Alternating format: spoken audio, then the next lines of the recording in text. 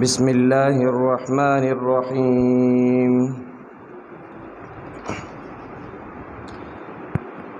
ومثل الذين ينفقون أموالهم ابتغاء مرضات الله وتثبيتا من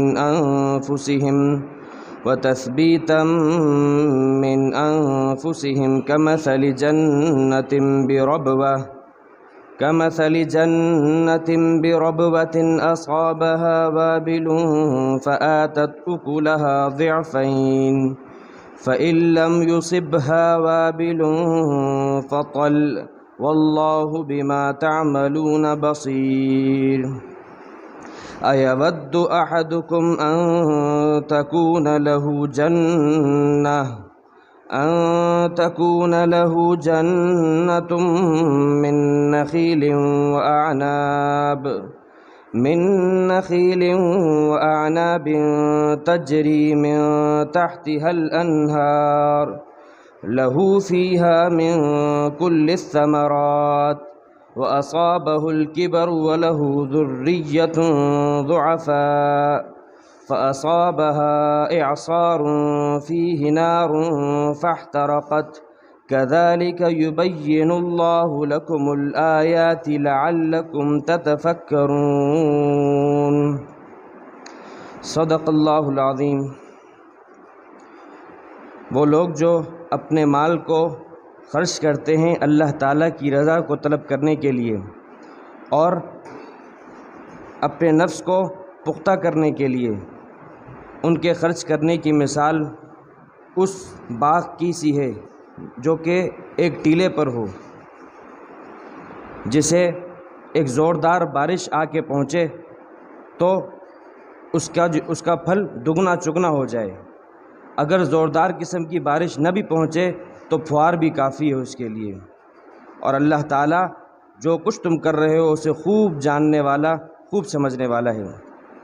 کیا تم میں سے کوئی شخص یہ بات پسند کرے گا کہ اس کا باغ ہو کھجوروں کے درخت کا اور انگوروں کا باغ ہو جس کے نیچے نہریں بہتی ہوں، اور اس کے علاوہ بھی اس کے باغ میں اس کے لیے مختلف قسم کے بہت سے پھل ہوں، اور وہ آدمی بڑھاپے کو پہنچ جائے اور ہو اس کے ننھے منھے بچے، پھر اچانک سے آ جائے ایک بگولا جو پہنچ جائے اس آگ کو، جس بگولے کے اندر آگ ہو اور جلا ڈالے اس پورے باغ کو۔ اسی طریقے سے اللہ تعالیٰ اپنی نشانیوں کو واضح کر کے بیان کرتے ہیں تاکہ تمہیں بات سمجھ میں آ جائے۔ سورۃ البقرہ کی آیت نمبر 265 اور 266 دو آیات آپ کے سامنے تلاوت ہوئیں۔ دعا فرمائی اللہ تعالیٰ دونوں آیات کا صحیح مفہوم عرض کرنے کی توفیق عطا فرمائے، آمین۔ اس سے پچھلی آیت میں آپ کے سامنے یہ بات آئی، اللہ تعالیٰ نے ارشاد فرمایا یا ایھا الذین آمنوا، اے ایمان والو تم جو نیکی صدقات خیرات کر رہے ہو، لا تبطلوا صدقاتکم، انہیں ضائع مت کرو، انہیں برباد مت کرو۔ کس چیز کے ذریعے سے؟ بالمن والاذی، احسان جتلا کر اور اذیت دے کر۔ خرچ کرنے کے بعد جس کے اوپر خرچ کیا اس کے اوپر احسان جتلاتے ہو، اس کو اذیت دے رہے ہو، ایسا نہ کرو۔ دیکھو اگر تم ایسا کرو گے تو تمہاری یہ محنت ضائع ہوگی، اور یہ بالکل ایسا ہے جیسا کہ کافر۔ اللہ کیا فرمایا؟ تم مومن ہو، تم اپنی کی ہوئی نیکی کو ضائع مت کرو، تمہارا یہ عمل ایسا ہو جائے گا جیسا کہ کافر ہے جو اللہ اور اللہ کی ذات کے اوپر آخرت پر ایمان نہیں رکھتا، اور وہ مال کو خرچ کرتا ہے محض لوگوں کو دکھانے کے لیے۔ تو اللہ تعالیٰ فرماتے ہیں کہ تمہاری مثال اس کافر جیسی بن جائے گی۔ تم ایمان والے ہو، جب خرچ کرنے کی نوبت آتی ہے تو جو بھی خرچ کرو اللہ کے لیے کرو، اور اللہ کے لیے خرچ کرنے کا مقصد، اور شیطان اس راہ میں رکاوٹ بنے گا، شیطان ایسی رکاوٹ بنے گا، وہ کسی بھی صورت میں مسلمان کا ایک انسان کا حامی اس کی بھلائی نہیں چاہ سکتا۔ اللہ تعالیٰ نے بار بار قسمیں اٹھا کے کہا ہے انہ لکم عدو مبین، دیکھو تم سمجھو یہ تمہارا کھلا دشمن ہے۔ اللہ تعالیٰ نے دنیا میں بھیجنے سے پہلے ہی جنت ہی میں، آسمانوں ہی پر آدم علیہ السلام کا اور ابلیس کا مقابلہ کروایا، وہاں دکھایا کہ دیکھو یہ تمہارا دشمن ہے، تاکہ تم دنیا میں جاؤ تو تمہاری دشمنی علیہ اللہ تمہارے سامنے پتہ چل جائے۔ اب بار بار کہا، اور وہ کیا چاہے گا؟ اول تو وہ مال کے خرچ کرنے میں رکاوٹ بنے گا، طرح طرح کے وسوسے ڈالے گا۔ قرآن کریم آگے بیان کر رہا ہے الشیطان یعدکم الفقر، وہ تمہیں بار بار وسوسے دلائے گا کہ تمہارے پاس خود کچھ نہیں ہے، تم خود خالی ہاتھ تو کیوں خرچ کر رہے ہو؟ تو پہلی بات تو خرچ کرنے میں رکاوٹ بنے گا. اگر آپ نے ہمت کر کے خرچ کر لیا تو اب اگلی وہ چیز چھوڑے گا پھر بھی نہیں، دوبارہ دوسری راہ پر آئے گا اور آپ کے اندر، میرے خرچ کرنے والے کے اندر ریا پیدا کروائے گا. اب ریا کی تو پورا کا پورا عمل ضائع ہو گیا. دکھلاوا کیا، دکھلانا سنانا مقصود، اب پورا عمل ضائع. اگر کسی نے ہمت کر کے ایسا شیطان کا مقابلہ کیا، نفس کا مقابلہ کیا کہ دکھلاوا رہ گیا پیچھے، اب خرچ کرنے کے بعد بھی نہیں چھوڑے گا، دوبارہ آئے گا، طرح طرح سے وہ احسان جتلانے کی کوشش کروائے گا کہ جس کے اوپر خرچ کیا اس کے اوپر احسان جتلاؤ. یہ جس کے اوپر خرچ کیا ہے اپنے مال کے ذریعے سے اس کو زبانی کلامی کوئی بھی ایسی تکلیف پہنچا دو. اگر ایسا کیا تو جو محنت کی، جو مال خرچ کیا وہ پورا کا پورا ضائع ہو گیا. تو اللہ فرماتے ہیں ایسا نہ کرو، وہ تمہارا دشمن ہے. تمہارا ایسا عمل کرنا یہ ایسا ہے جیسے کہ ایک کافر نے وہ تو اللہ کی ذات پر ایمان نہیں رکھتا، آخرت پر ایمان نہیں رکھتا، تو وہ جس طرح اپنے عمل کو ضائع کر رہا ہے، یعنی اس کو تو ثواب ہی نہیں مل رہا، شروع ہی سے نہیں ملتا. تو تمہیں تو شروع میں ملا تھا جبکہ تم نے اللہ کی ذات کو مقصود تھا، لیکن جب تکلیف دے دی تو پورا کا پورا عمل ضائع ہو گیا. احسان جتلا دیا تو پورا کا پورا عمل ضائع ہو گیا.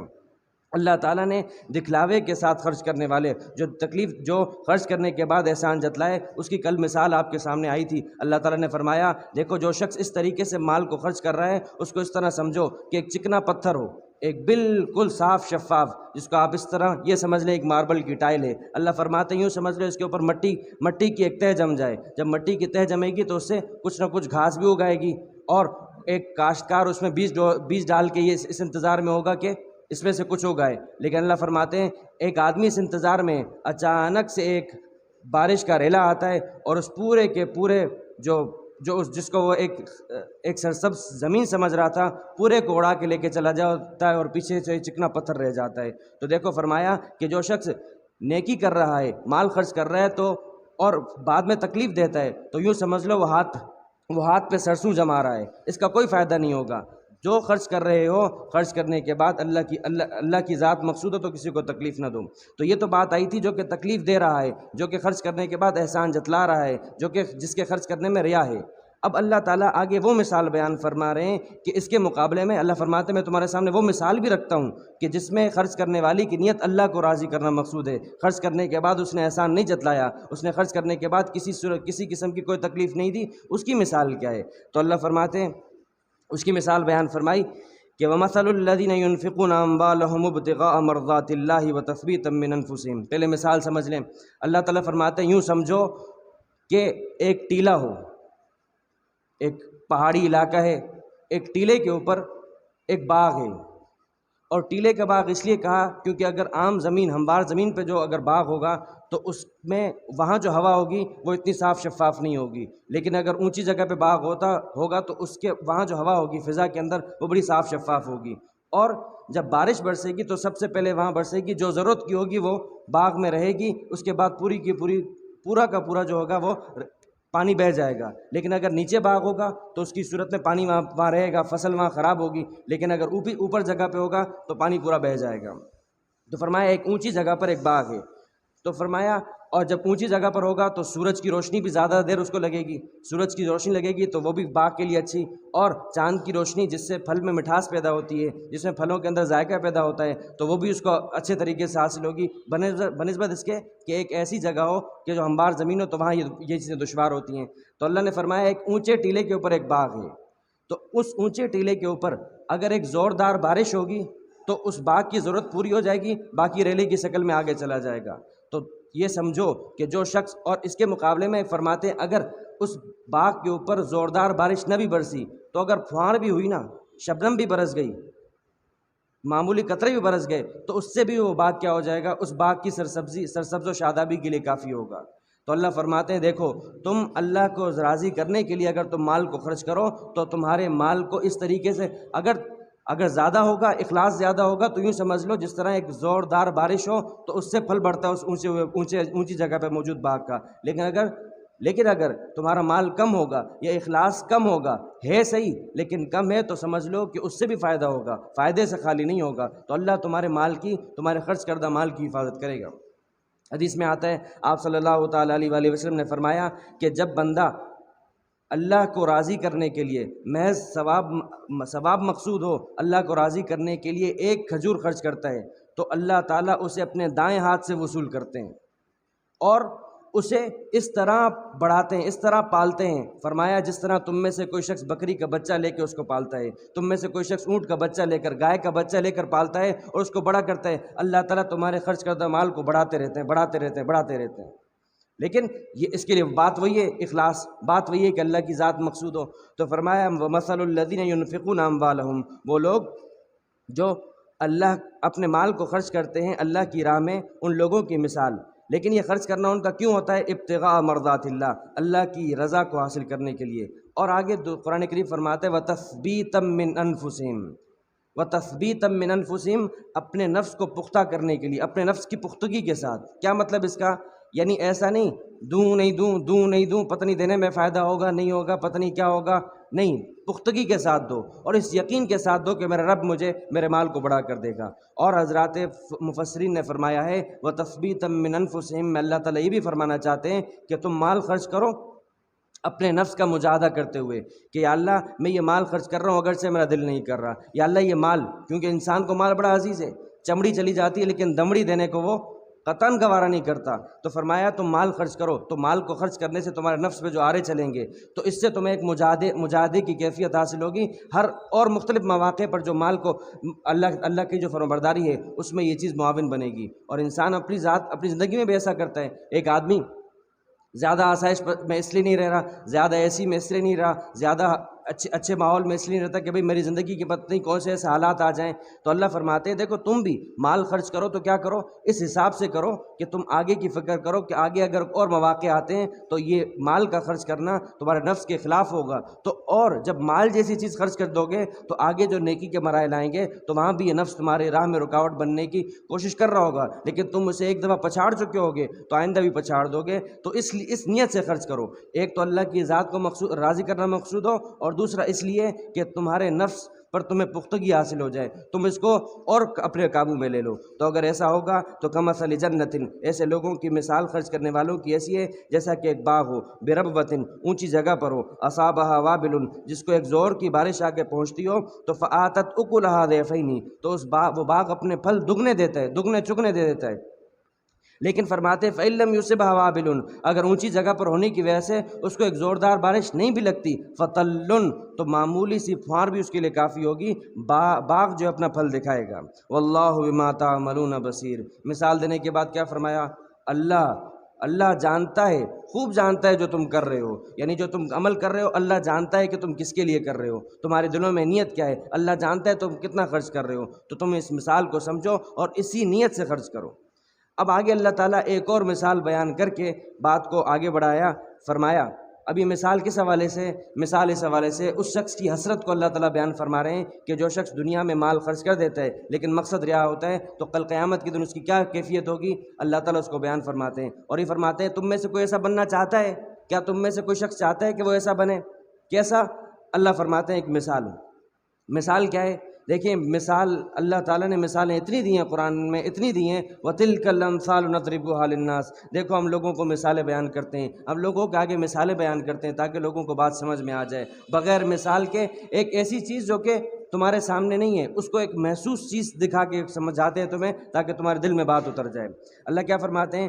دیکھو ایک شخص ہو، اس کا باغ ہو، اور باغ بھی کس کا؟ کھجور کے درختوں کا باغ ہے، انگور کا باغ ہے، اور ایسا باغ ہے کہ اس کے نیچے نہریں بہتی ہیں۔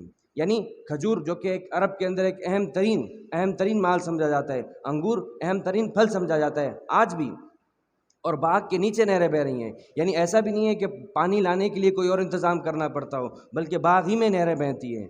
اور فرمایا صرف یہی نہیں، اس کے علاوہ جو تم تصور کرو گے وہ پھل ان کے پاس اس کے پاس میسر ہے۔ اب ایسا باغ ہو تو اس کا مالک کتنا خوش قسمت ہوگا، کتنا قیمتی اس کا باغ ہے، کتنا قیمتی اس کا سرمایہ ہے۔ لیکن ہوا کیا؟ اللہ فرماتے ہیں اس کو بڑھاپا لائق ہو گیا، بوڑھا ہو گیا۔ اب جب بوڑھا ہوا تو یہ باغ، یہ پورا کا پورا سہارا اس کا یہ باغ ہے، اب کوئی اور باغ لگا نہیں سکتا کیونکہ جسم میں طاقت نہیں ہے۔ اب اور اولاد تو فرمایا وَلَهُ ذُرِّيَّةٌ، ننھے منھے بچے ہیں تو ان کا خرچ بھی بڑھ گیا، ان کی طرف سے کچھ ہو بھی نہیں سکتا۔ تو یہ باغ کتنا اس کی حاجت پوری کرنے والا ہوگا۔ لیکن کیا ہوا؟ اچانک سے ایک بگولا آیا، بگولا کہتے ہیں اس ہوا کو جو کہ اس کے اندر جو ہے وہ آگ جیسی تپش ہوتی ہے، وہ جس چیز کے اوپر آتی ہے اس کو اڑا کے بھسم کر دیتی ہے۔ تو فرمایا ایسا باغ جو کہ اس مالک کی پورا سہارا تھا، پورا سرمایہ تھا، پورے پھل اپنے دیتا تھا، قیمتی سرمایہ دیتا تھا، اچانک سے جو بگول آیا پورا اڑا کے خاکستر کر دیا۔ اللہ فرماتے تم میں سے کوئی شخص ایسا بننا چاہتا ہے کہ اس کا ایسا باغ ہو؟ یہ کیوں؟ فرمایا دیکھو تم دنیا میں جو مال خرچ کر رہے ہو لیکن اس سے مقصد اللہ کی ذات نہیں ہے، تو کل قیامت کے دن تم آؤ گے تو تم اپنی نیکیوں کے محتاج ہوگے، تم نے جو کچھ خرچ کیا ہوگا تم چاہو گے کہ اس کا ثواب تمہیں ملے، لیکن چونکہ تم نے اس سے مقصود اللہ کی ذات کو نہیں رکھا ہوگا تو یہ ریا کا بگولا اس پورے کو خاکستر کر دے گا، تو تم کل قیامت کے دن ایسے ہی ہوگے، سہارے تو تمہارے انہی نیکیوں کے اوپر ہوں گے لیکن یہ نیکی کی اللہ کے لیے نہیں تھی، لہٰذا فائدہ کچھ نہیں ہوگا۔ بالکل اس طرح جس طرح ایسے باغ کے مالک کو کوئی فائدہ نہیں ہوا جبکہ اس نے مکمل محنت کی تھی، اس کو کوئی فائدہ حاصل نہیں ہوا۔ اللہ عمل کی توفیق عطا فرمائے۔ فرمایا ایود احدکم ان تکون لہ جنہ، کیا تم میں سے کوئی شخص یہ چاہتا ہے، پسند کرتا ہے، ان تکون لہ جنہ کہ اس کا ایک باغ ہو، من نخیل، کھجور کے درخت کا باغ، وعناب اور انگور کا باغ۔ قرآن کریم نے کھجور کو اور کھجور کے پورے درخت کو بڑی اہمیت کے ساتھ ذکر کیا ہے۔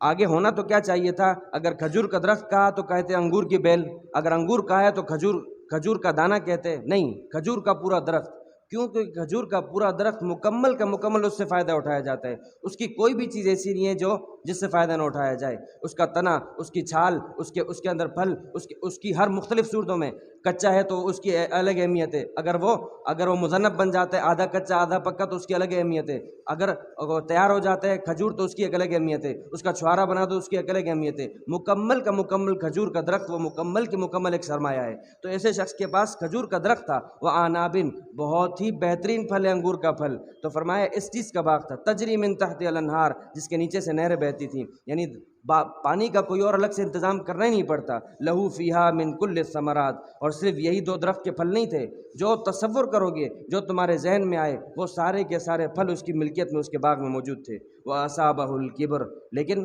بڑھاپا آ گیا، اب کچھ کام کاج نہیں کر سکتا، وَلَهُ ذُرِّيَّةٌ ضُعَفَاء، ننھے منھے بچے ہیں، کمزور سے بچے ہیں، اب ان کا خرچہ بھی بڑھ گیا، وہ کچھ کر بھی نہیں سکتے، اولاد بڑی ہو تو سہارا اس کے اوپر آ جائے، لیکن پورا کا پورا باغ پر سہارا ہے۔ فَأَصَابَهَا إِعْصَارٌ، اچانک پہنچ جاتا ہے اس کو بگولا، اعصار کہتے ہیں بگولے کو، اور اعصار اصل میں کہا جاتا ہے کپڑے کو نچوڑنا، یعنی جس طرح کپڑے کو گیلا کرنے کے بعد آپ نچوڑ دو سارا کا سارا پانی اس سے نکل آئے گا، تو اعصار بگولا بھی ایسا ہوتا ہے کہ مکمل کا مکمل آپ کو ختم کر کے رکھ دے گا۔ فیہ نارن، جس میں آگ جیسی تپش تھی، فاحترقت، اس بگولے نے پورے کے پورے باغ کو جلا کر خاکستر کر دیا۔ تو کیا تم میں سے کوئی شخص ایسا بننا چاہتا ہے؟ واللہ ہم میں سے کوئی شخص ایسا نہیں بننا چاہتا، یا اللہ ہم ایسا نہیں بننا چاہتے، تو اب اللہ ہی سے مانگا جائے گا، یا اللہ آپ ہمیں توفیق دے دیں کہ ہم آپ کی ذات کے لیے نیکی کریں اور آپ نیکی کرنے کے بعد کسی کے اوپر احسان نہ جتلائیں۔ اللہ فرماتے ہیں کذالک یبین اللہ لکم الآیات لعلکم تتفکرون، دیکھو اسی طریقے سے ہم تمہارے سامنے اپنی نشانیوں کو واضح کرتے ہیں تاکہ تمہیں بات سمجھ میں آ جائے، نفع تمہارا ہی ہے، فائدہ تمہارا ہی ہے، فائدہ تم ایک مشکل کام کرتے ہو لیکن اسے ضائع کر دیتے ہو، اپنے نفع نقصان کو پہچانو اور اپنے دشمن کو پہچانو، شیطان تمہارے اوپر مختلف طریقوں سے حملہ آور ہوگا، تمہاری نیکیوں کا دشمن ہے، تمہارا وہ دشمن ہے، اپنے دشمن کو پہچانو اور اپنی نیکیوں کی حفاظت کرو۔ ایسے اللہ والے گزرے ہیں کہ تلاوت کر رہے ہیں قرآن کریم کی، پڑھنے کے بعد ایک گریہ طاری ہوتی، آنکھوں سے آنسو نکلتے ہیں، لیکن یہ کہ کوئی دیکھ لے گا کوئی سن لے گا تو پتہ نہیں اس کے لیے عمل ہو جائے، تو آنکھوں کو پہنچا لیکن کہا آج مجھے بہت زیادہ زکام ہے، حالانکہ رونا کس وجہ سے آ رہا تھا؟ رونا آ رہا تھا قرآن کریم کو پڑھ کر اس کے مضامین دل میں اترے تھے تو اس لیے رونا آیا تھا، لیکن یہ کہ کسی کو پتہ چل جائے تو کہا کہ آج بہت زیادہ زکام ہے مجھے، کیوں کہ یہ انداز سے پتہ چل جائے کسی کا کہ میرے نیکی کسی اور کے لیے نہ ہو جائے۔ صحابہ کرام کی زندگی اس طریقے سے نیکیاں کی ہیں، قرآن کریم نے کہا یؤثرون علی انفسہم ولو کان بہم خصاصہ، اس طریقے سے نیکی کرتے ہیں، اس طریقے سے مال خرچ کرتے ہیں کہ باوجود تنگ دست ہوتے ہیں لیکن اپنے کے اوپر دوسرے کو ترجیح دے دیتے ہیں، تو اللہ تعالیٰ نے ان کو فرمایا اولئک ھم المفلحون، یہی لوگ کامیاب ہیں۔ مشہور واقعہ ہے، صحابی ہیں، مہمان آئے ہیں تو اپنی اہلیہ سے کہہ دیا کہ چراغ بجھا دو، کھانا کم ہے چراغ بجھا دو، ہم کھانے کی جیسی کیفیت بنا دیتے ہیں، ہاتھ گھماتے رہیں گے برتن میں اور چپ چپ کر کے منہ میں چباتے رہیں گے تاکہ ہمارے مہمان کو پتہ چلے کہ ہم کھا رہے ہیں، لیکن چراغ بجھا دو یہ کہہ دینا کہ تیل ختم ہو گیا ہے، لیکن اس لیے کہ میرے جو مہمان ہے وہ کھا لے۔ اب یہ بات کسی کو پتہ نہ چلی، اگلی صبح ہوتی ہے تو اللہ کے نبی فرماتے ہیں صحابی کو کہ اے صحابی، اللہ تعالیٰ کو تمہاری اور تمہاری بیوی کے اس عمل پر بڑی حیرت ہوئی ہے، بڑا تعجب ہوا ہے، بلکہ قرآن کریم نے تو آیت نازل کر دی یؤثرون علی انفسہم ولو کان بہم خصاصہ، اپنی ذات کے اوپر دوسروں کو ترجیح دیتے ہیں، حالانکہ خود محتاج تھے، خود اپنے ساتھ تنگ دستی لگی ہوئی تھی، لیکن پھر بھی دوسرے کو ترجیح دی، اور اس طریقے سے دی کہ کسی کو پتہ بھی نہیں چلا سوائے اللہ، اور اللہ کے نبی کو بھی اللہ نے بتایا، اس کے علاوہ دنیا میں کسی اور کو پتہ نہ چل سکا، لیکن اللہ نے ایسی قدر کی کہ لوگوں کے سامنے کر دیا۔ لیکن جو آدمی دکھلاوے کے لیے کرتا ہے، اللہ من سمع اللہ بہ، جو لوگوں کو دکھلانے کے لیے، لوگوں کو سنانے کے لیے کرے گا، اللہ اس کو سب کے سامنے لائے گا، سب کو پتہ چلے گا کہ اس نے یہ کام اللہ کے لیے نہیں کیا تھا، اس نے یہ کام لوگوں سے سننے کے لیے، لوگوں کو دکھانے کے لیے کیا تھا۔ اللہ عمل کی توفیق عطا فرمائے۔ وآخر دعوانا الحمد للہ رب العالمین۔